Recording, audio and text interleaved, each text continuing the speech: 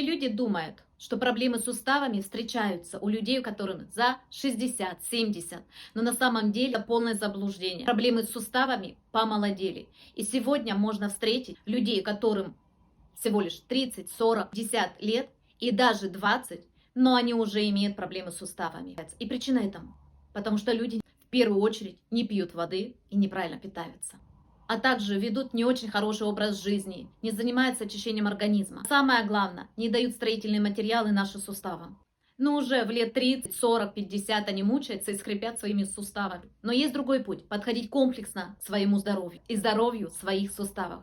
И первое же – это, конечно, пить биодоступную слабощелочную воду. Второе – это заниматься очищением своим организмом. Третье – это, конечно, давать строительный материал своим суставам. Это очень важно. Гиалуроновая кислота, кальций, сера, МСМ, коллаген и так далее. Поэтому, кому из вас это интересно, пишите. Суставы лучше сразу в личное сообщение, WhatsApp, Telegram. Консультация бесплатна.